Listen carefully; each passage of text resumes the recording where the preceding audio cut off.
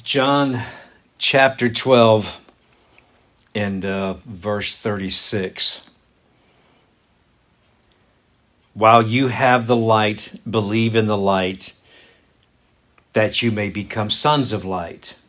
These things Yeshua spoke and departed, and was hidden from them.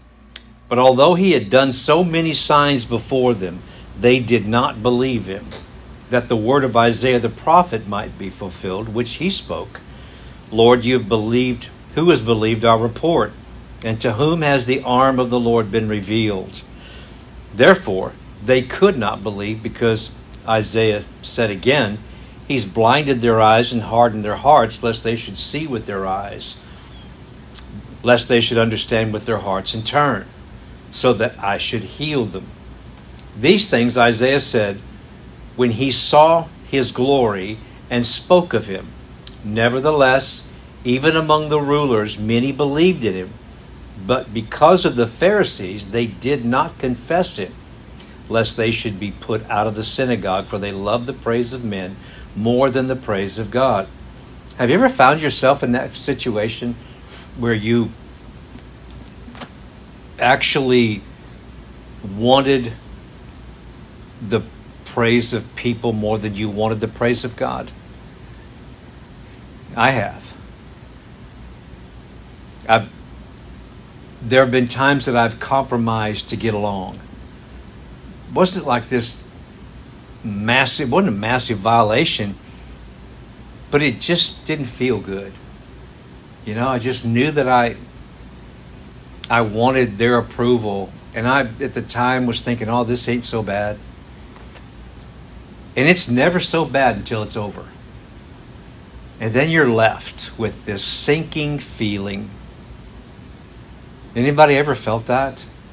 Oh my goodness, it's awful. And the compromise comes from brokenness. And because if it wasn't broke, I wouldn't have compromised. And if it's broken, then like we talked about last week, you feel that condemnation. Because the accuser accused me, but I condemned me because that part was broken. I felt incredibly guilty. It's interesting. You can feel guilty without feeling condemned. Some guilty feelings will draw you closer, not throw you away from someone. But when I was broken in that place, it just caused me to want to hide. Now the accuser can accuse me like crazy, because now he's saying things to me I couldn't even have thought of. What about this? What if this happens? What if that happens? What if this happens? And I'm losing my mind. Anybody ever been in that place of compromise where and then all of a sudden you go, my God, what have I done? Because the accuser's really accusing well. And you can't argue with the logic. But the logic condemns and drives away. And so you can acknowledge, or at least I did, I have no stones to throw at Adam and Eve. I can't yell at Judas. I can't tell Peter, why did you deny him 3 times? I can't say to Peter again, how come you stepped out on the water and walked and then collapsed into the water? I can't throw stones at these people. I can't accuse people, because I've been accused and I know what that feels like. Correction has the potential of adding to us. Discipline is something that's so essential to the fulfillment of our lives that if you want to play piano, you need to discover the discipline. You have to be disciplined by the laws or the keys, the notes, all of the stuff that comes with playing. And you begin at the beginning and you build. But you discipline yourself to do that if you stop doing it for any period of time, that discipline seems to go away. The very thing that was a strength now all of a sudden is becoming weakness. I hear people say, well, it's like riding a bike. Well, if you haven't ridden a bike in years, and the older you get, the equilibrium's not the same. That analogy doesn't work. It just doesn't work anymore. I'm a little bit more clumsy than I used to be, and I'm not quite as agile. So that's why when I read this, they love the praise of men more than the praise of God. I can recall reading that some other time when I felt very self-righteous. I can't believe that they would want the praise of men instead of the praise of God. I understand. I'm acquainted with the feeling of that suffering very, very well. And I can explain it. I hope I've explained it adequately. I don't want to go into detail. I just wanted to throw that out there. But then it says that Yeshua cried out and said, "He who believes in me believes not in me." What? I'm sorry, what did he say? He who believes in me believes not in me, but him who sent me. The whole time he's here, he said, I'm here to do one thing, to restore fellowship between you and my Father, because he's your dad too. And so that's kind of a crazy statement. He who believes in me believes not in me, but in him who sent me. It makes more sense as you listen to him. And he who sees me sees him who sent me. I've come as a light into the world, that whoever believes in me should not abide in darkness. And if anyone hears my words and does not believe, or does not acknowledge, I don't judge him. I like that too. That's freedom. I don't judge him. I didn't come to judge the world. I came to save it. He who rejects me does not receive my words. He has that which judges him, the word. Let me read that again. I chopped that up so bad. He who rejects me does not receive my words, has that which judges him. The word that I've spoken will judge him at the last day. God, I could go so many different directions with that statement, because his judgment isn't like our judgment. I know we grew up in the church world thinking, well, you're going to be judged. If you don't know Jesus, you're going to be judged. And if you don't know him, you're going to hell. Kind of a thing, that he's going to judge you incredibly harshly. I don't know. Honestly, I've never been there. I only know the judgment that he's given me. But I haven't been to that place when the person that didn't know God passed into that realm. What happens there? I don't know. If anybody has anything on that, I would love to hear it. But perfect love is so different than the way we're used to being loved. But he said he will be judged in the last day.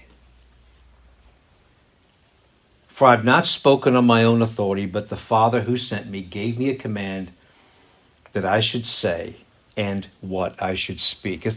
I think that's an interesting statement. What I should say and what I should speak.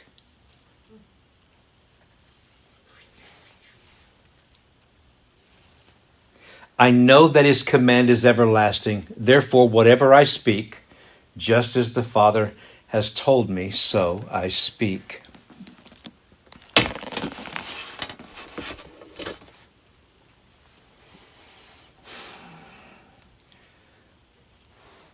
I have pondered, and I continue to do so, the perfect love of God. I know how cliche it sounds, but the experience of perfect love is different than anything that I know. I've never met anyone who, when I deserve to be condemned, will not, absolutely refuses to condemn me. He has very seldom, if ever, I don't remember, point to my weakness. He always reveals strength.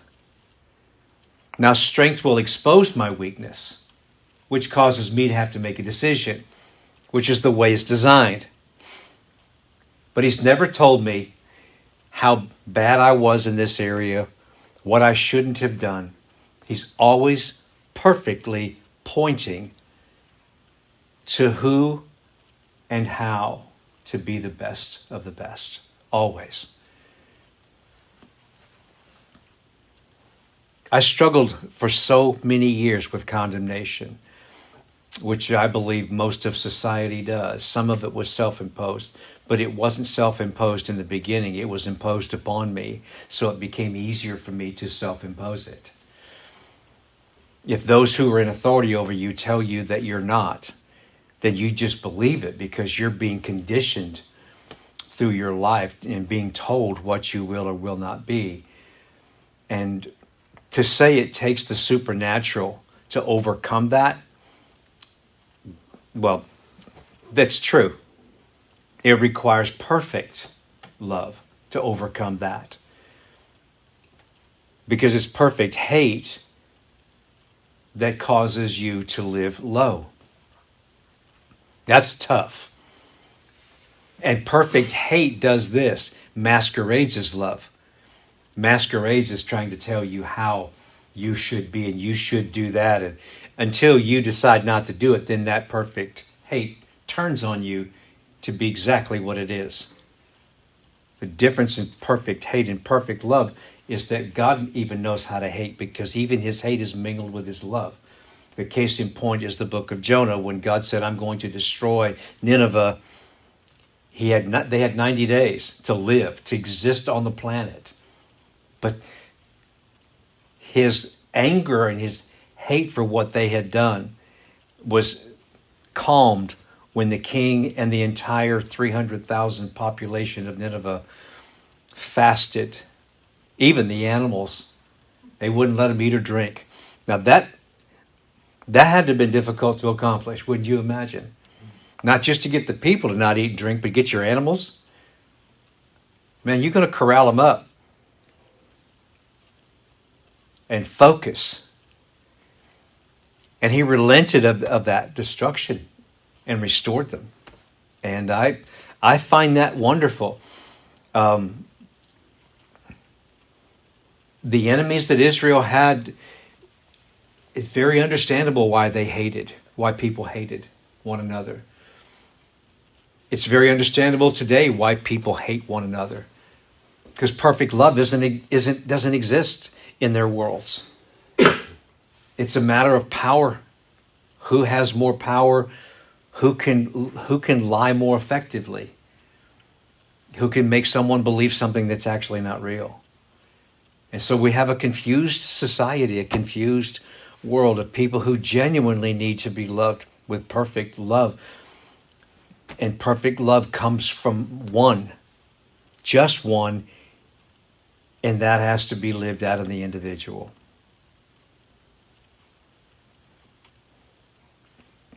It has to be walked out in a convincing fashion. I had to be convinced. It took a long time. I recall the times when my father-in-law displayed that perfect love to me. And I remember, I've said this several times, when he should have made an astronaut out of me with his left foot, he always extended the right hand and would always draw me close and not push me away. Ever. He always pointed to who I was, not what I did. And I discovered that I became what he believed. I actually began to see who I was because somebody saw what I couldn't. I think that's what spouses do for one another, is that we actually see the treasure in one another. And we have this great privilege of perfectly loving one another by helping each other be that. And that can be difficult. That's a hard thing to do sometimes. When we're broken, it's really hard to try to point to someone else's and elevate them, because you're needing to be elevated, and their elevation can be offensive, and it actually will shine a light on your brokenness, and that's hard. But when the light shines on your brokenness, it's not the light of accusation. It's the light of health and perfect love saying, I got you. Come up here. God doesn't taunt you with your brokenness. He'll expose brokenness for the purpose of healing. His perfect love heals. James 5:15 says that the prayer of faith will heal. How important is it to heal the brokenness in you? What causes divorce in people are two broken people who got together because they affectioned one another and called it love. You know it's love if you wait a while. You know if it's not if you wait a while. But love really has a difficult time being apart when we're not covenant. Love requires a covenant. Because when you covenant, you actually now have the opportunity to stand on the covenant, on the letter of the covenant, and walk in the spirit of that, which means you no longer have to go back and remind yourself of the covenant, because the covenant is just like his words to you. It's spirit and truth. It's not just black and white and red. It's who you are, and you actually want to, but you have to become well yourself. You have to be whole yourself. And I promise you, I don't minister these words because it's Sunday morning and you come to hear something groovy. I'm not kidding when I say we need to be well, healthy, healed in our hearts, in our minds, so that we can lift one another, because there's no end to the measure of who you can be. No end at all.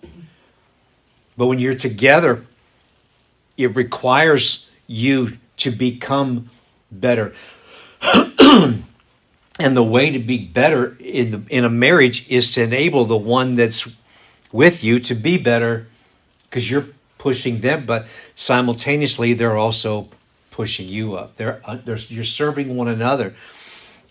So there is no elevation over. You're always looking to get under and push up, not to get over into what has been called submission. That's not submission, that's slavery if you're trying to push them down. Submission is simply defined. Sub means under. And the mission's up here, and you're under pushing the mission up. So when you're in a relationship, the perfect love is what causes you to be appealing to people around. They want what you have.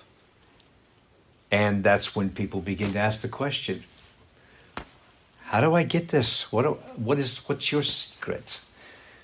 It's not a secret, it's a mystery. But it's for everybody who's called on his name. Everybody. Perfect love.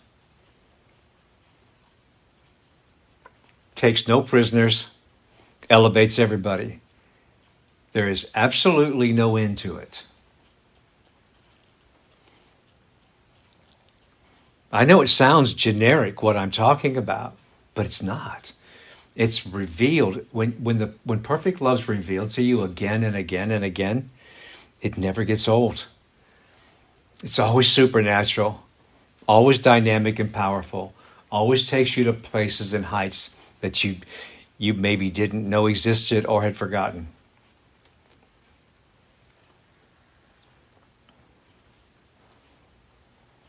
That's why when I read about people who've actually met Messiah, when I read what Messiah says, that a reason I love the book of Thomas, because I've heard people say, well, there's no extra biblical books, and anything that's outside of this book can't be the Word of God. And I say that's not true. And I'll tell you why. Because even the apostles said that we are living epistles. We are extra biblical. People say, stay away from extra biblical. Well, then stay away from yourself if you can. Because you're living proof there's more than just what was written in the Bible that we read, the canon that we read.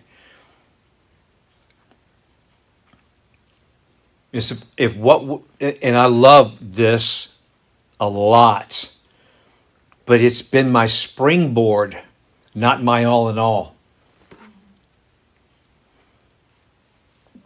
I don't read this to get to know him. I got to know him and decided I probably want to read this. And so I continue to do so. I continue to speak out of it because it always speaks more. It's alive to me because he's alive to me. And we talk about a lot of things, but everything revolves around his love. Everything. I know this isn't that exciting, but it sure is critical because I see people on this planet and I see so much pain and anguish, misunderstanding, misrepresentation. And I think, my God, when the Spirit of truth resides in us, shouldn't we be the manifestation of his presence so that people can actually see that he is the answer? It's not a joke. It's not a religion. It's not a drug. Yeah. It's the true reality that everybody's been looking for.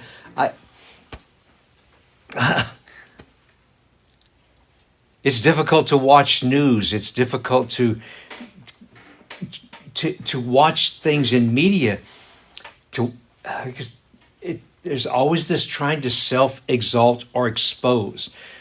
I used to kind of enjoy watching that stuff, and now it just hurts. And I see what's happening to humanity, that we're not trying to help each other. We're trying to push each other out of our way. We don't really want to love. We want to love according to our moral compass. But do we want to love according to the supernatural? According to his perfect love? There are things that offend us, and rightfully so, but if you're not broken, you know what to do with offense. If you're broken, offense paralyzes you and sometimes can make us bigoted. But perfect love truly does understand.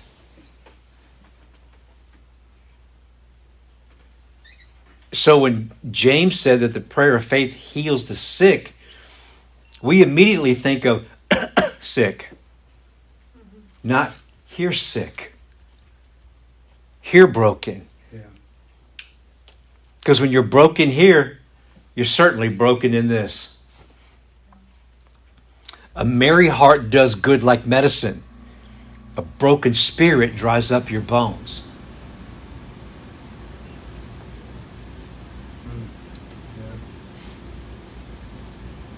So we have this grand pleasure and opportunity to help people have hearts that are happy.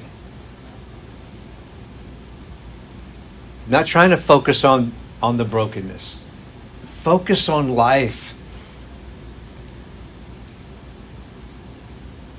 And life comes from the love of God.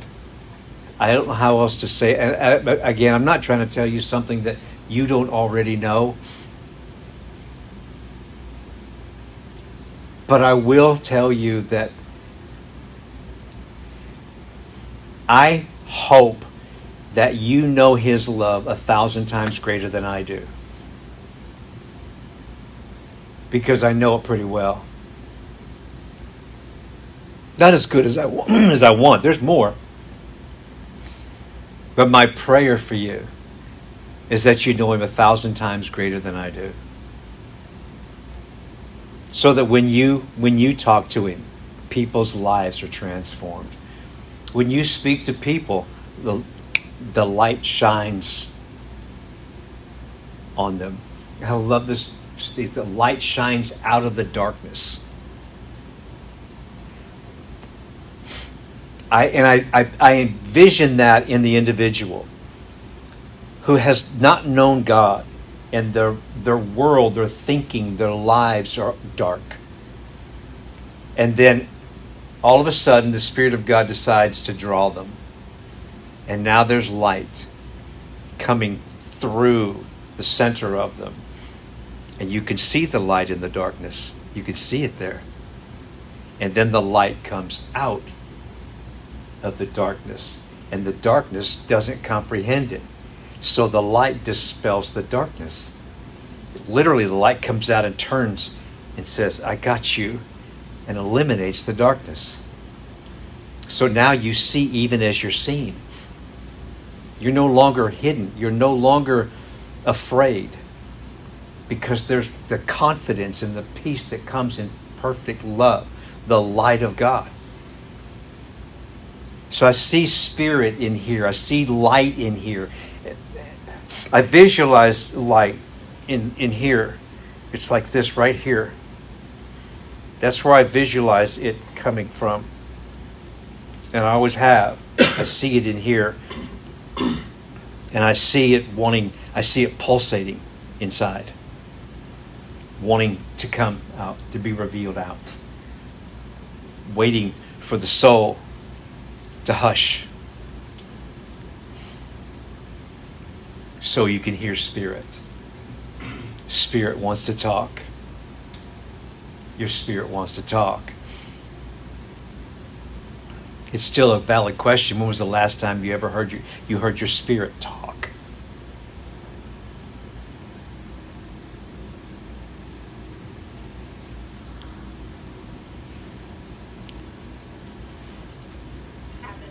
It is a habit.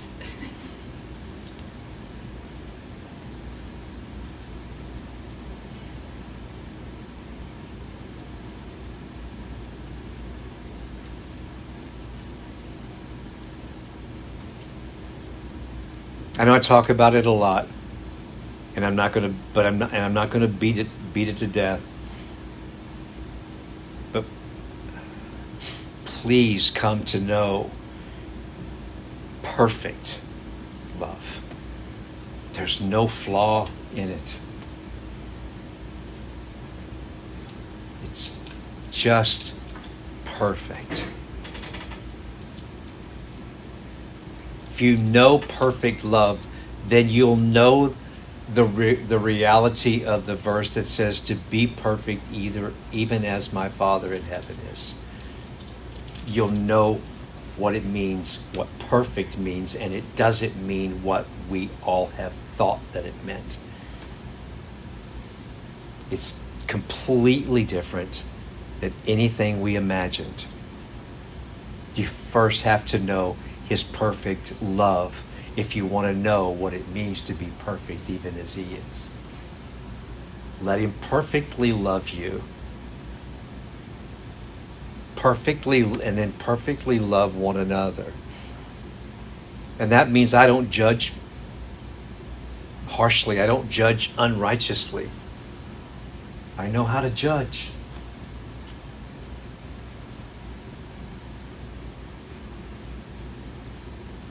The thing I love, one of the things I really enjoy about His perfect love is it's both masculine and feminine. and knows how to be perfect in both places.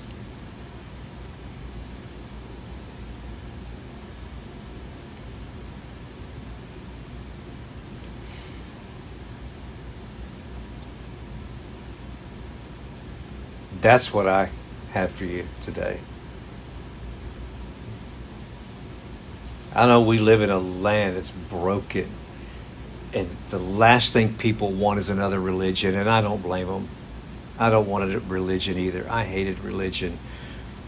You know, I always felt like I was trying too hard to be something I didn't know how to be. I was trying to please people. I was trying to do what they were doing in order to fit in. And it worked for a little while because they were convinced that I was that way, and I was kind of happy that I felt like I was fitting in, only to find out it was an act. It wasn't real. And I became very disillusioned with a lot of what it was called Christianity. When you start finding out for yourself, not just taking someone's word for it, because if the ministry is supposed to do anything, it's to encourage you to find for yourself, not just take their word for it.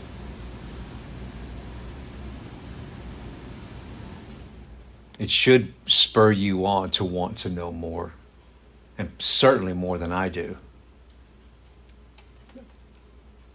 I'm not putting myself down. I believe this is leadership. I believe leadership in the body of Christ is not to tell you what you don't know.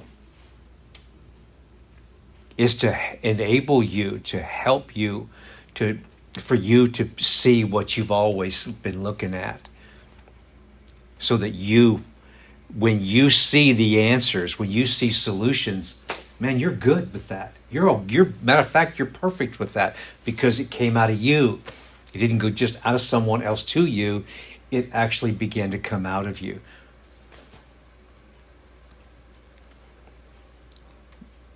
People need their identity back. They need it back.